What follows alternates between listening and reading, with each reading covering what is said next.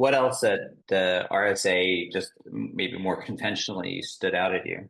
Yeah, I'm gonna pass over this one because there's not a real reason to dig too far into it. But one of the things that has really stood out at RSA is how the federal government obviously wants to recruit cybersecurity experts, and they usually are all over RSA. You've got the NSA talking about the state of the hack, which is probably next to the keynote, the most popular talk at RSA.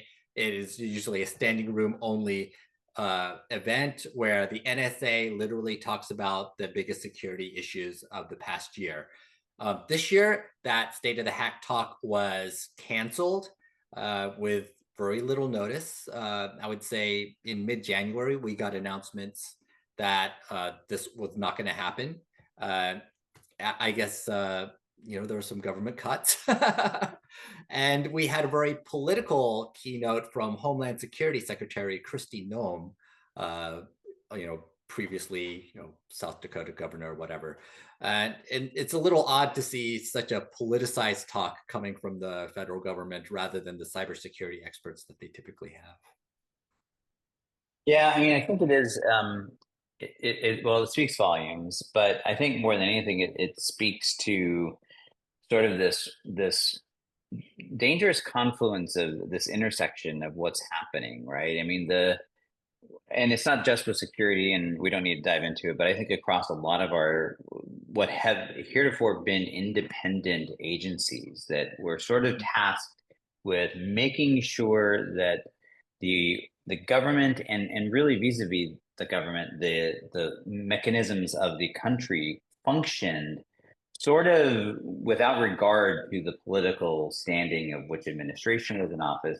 And frankly, it was those factors that drove the stability of why people invest in the US, why we attracted the best talent, why we attracted the biggest companies.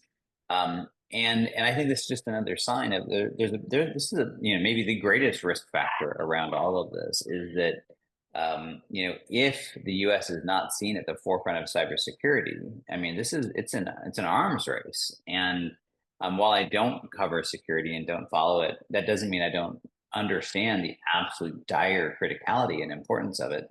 And so I think it's a disappointing evolution of it because I'm also not convinced that this was the people got laid off, right? That I think this was a conscious decision on behalf of the administration of how they wanted to approach it, and I think that that's a sort of a dangerous sign. But I guess we will see. I'm hoping it's a blip. I'm hoping that they will get bored because for good or for bad, it's a very technical area, and they'll kind of get bored, and this will sort of get back to normal. But